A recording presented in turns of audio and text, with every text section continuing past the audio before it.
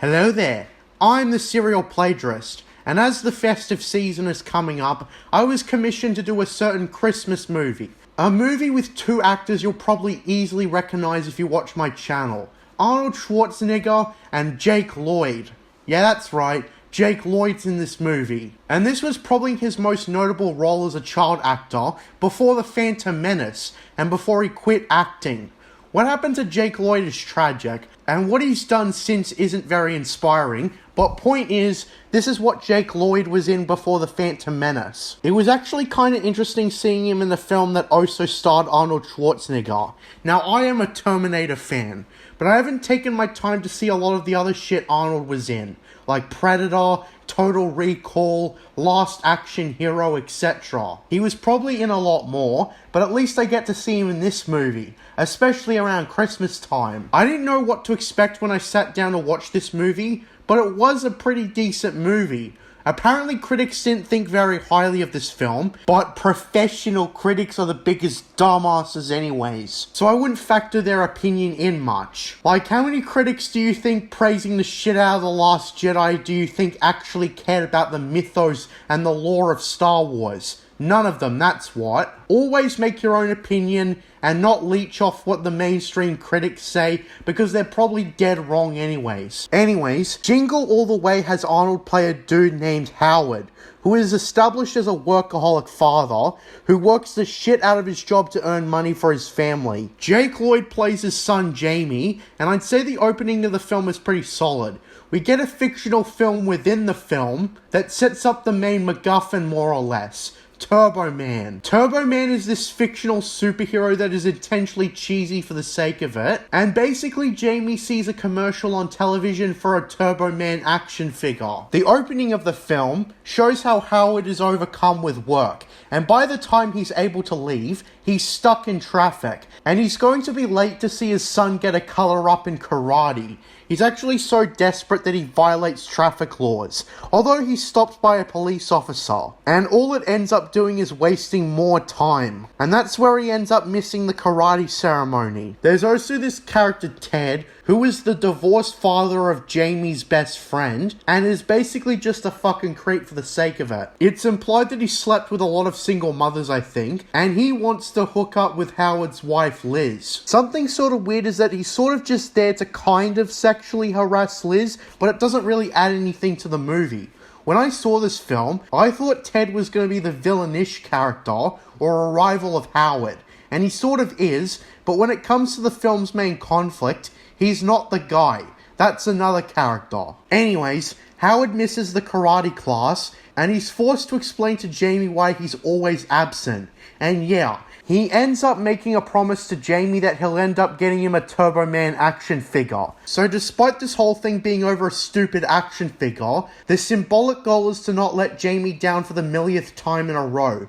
And Howard's got to keep his promise this time, otherwise it'll let his son down. Jamie has this line, in fact, where he says that the kid without a Turbo Man action figure will be a total loser. Howard, when talking to his wife, realizes he forgot to get a Turbo Man action figure a while ago for Jamie. And it's this forgetfulness that lands Howard in trouble. So yeah, the setup is basically to not let Jamie down. And Howard makes it his mission to get Jamie a Turbo Man action figure before Christmas Day. Now, if you're familiar with the scalping situation for PlayStation 5s and Xbox Series consoles, you will probably find this the most relatable Christmas movie ever, because of a high demand, low supply problem. A key theme of this movie, in fact, is satire on the commercialization of Christmas, where companies capitalize on Christmas for profit. When Howard goes to the toy store, there's a huge crowd, and this is just the beginning. And this is where they introduce Myron, played by Sinbad, who is basically the main antagonist for this movie. He's also a father trying to get his son a Turbo Man action figure, and he and Howard go out of their way to fight for the chance to get a Turbo Man action figure. Like, literally when the store opens, all the Turbo Mans are sold out, and the staff literally laugh in his face when he asks where the Turbo Man is.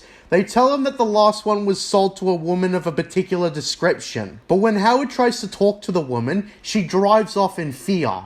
So yeah, that's only the start. The whole movie is literally a desperate search for a Turbo Man action figure. And there's a gag where the only ones available are everyone but the character he's looking for. In the Turbo Man lore or something, there's his sidekick Booster and the main villain Dementor. And there's plenty of them, but no Turbo Man.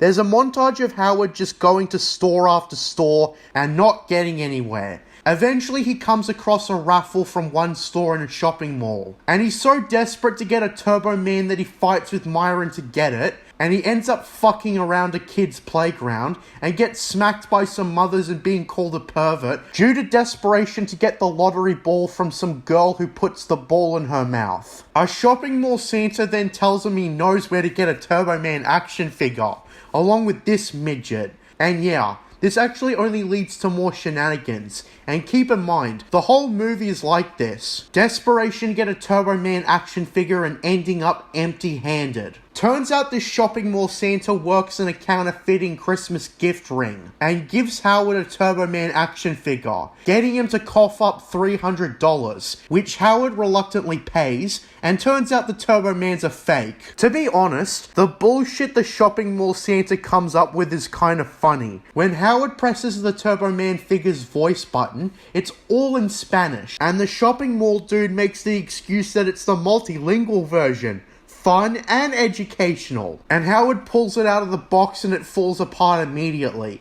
And Howard has that serious angry-ish Terminator face, and that tells you he's pissed that he's being scammed, and they refuse to give him a refund. So Howard completely insults everyone there as con men and thieves, and this attracts all their attention, in which they attack him. And to be fair, they do vary the Santas quite a bit, in which we get a ninja Santa as well as a tall muscular Santa, which, fun fact, is played by The Big Show, which is interesting because WWE of all companies produced a standalone sequel. Speaking of which, I really hate standalone sequels that have nothing to do with the original. I'd rather continue the story of the characters rather than just start from scratch. Anyways, this is all really exaggerated with punches that fly 1,000 miles per hour. Anyways, police bust in to stop the counterfeiting ring, and the midget actually cries out, quote, "It's the Grinch," which really tells me how delusional these Santas are with their bootleg work. The arrest is also completely hammed in, down to the fact that Howard bails himself out by using a toy police badge and pretending to be an undercover agent, and with that, Howard narrowly escapes. So the movie has this really whammy comedic style that's pretty hit or miss, depending on the person.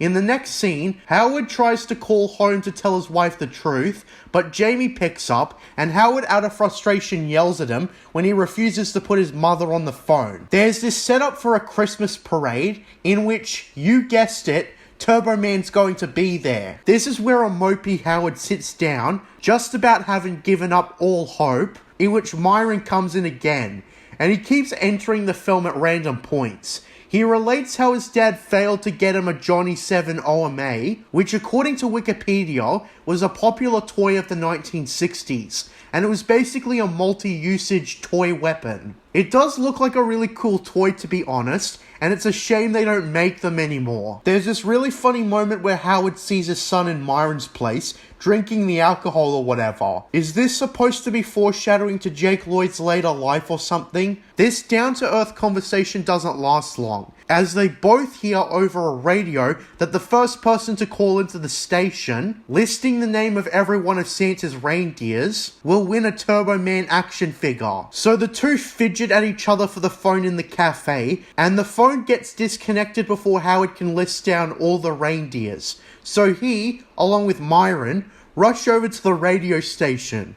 And of course he doesn't actually win an action figure. He's so desperate to win that action figure that he ends up kicking open the door to the radio host, and Myron comes in soon after and pulls up a package which he says is a bomb. Yeah, Myron is a crazy lunatic, although the thing turns out to be a complete fake. Then the police arrive, and they both try to bolt out of the goddamn building, but Myron threatens the cops with another package, stating that this one's a bomb. Yeah, there's a sense of doubt, and they both manage to escape due to this threat, although it turns out to be an actual bomb when the both of them are a safe distance away. Point is, Howard is no closer to getting a Turbo Man toy. And as such, he returns to his car to see it all vandalized in his absence. So he has to get it towed home. He sees Ted fucking around in his house, and he gets the idea to steal the Turbo Man toy that Ted got his son. He of course realizes that it's wrong to steal from a kid in particular right afterwards, since this gift is for Ted's son after all,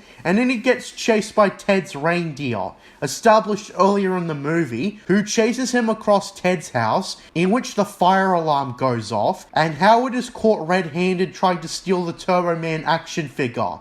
And yeah, after some self-reflection, Howard decides that the least he can do now is go to the Christmas festival and be there for his son. So yeah, this is the film's climax. This is where Howard runs into a police officer who was there at the radio station, and he gets chased into a random studio, in which he's mistaken for the actor who's supposed to play Turbo Man at the festival. This is actually honestly where the movie is at its peak, and you see how the film has progressed to the point it has. As Howard doesn't object to being mistaken for Turbo Man, and he soon realizes that he's meant to pick up a quote, special edition Turbo Man action figure, and select a kid in the crowd to be the lucky winner. Yeah, so it's wholesome to see that all that effort paid off, and on top of that, for a special version of the action figure.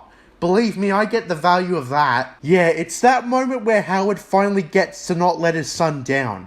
He obviously selects him out of the lot to come up and collect his prize. But then of course Myron shows up, hijacking the role of Dementor, and it's this symbolic fight between Howard as Turbo Man and Myron as Dementor. Myron is obsessed with getting that Turbo Man action figure, and thus he's here to steal it from Jamie, because he's not about to let his own son down. The action is pretty entertaining as Myron chases Jamie across the festival, and he's willing to go to criminal lengths to get that action figure. Howard, as it turns out, has a jetpack on his Turbo Man costume, and thus he fucks around flying erratically through the city before he's able to get to Jamie and Myron. The whole thing is meant to reenact that fake movie at the start of the film, and as such, Howard saves his son from falling, and Myron gets arrested as he grabs the Turbo Man action figure, which means that he ain't getting squad. Howard unmasks himself shortly after, and all is resolved between him and his son. Although, as for Myron,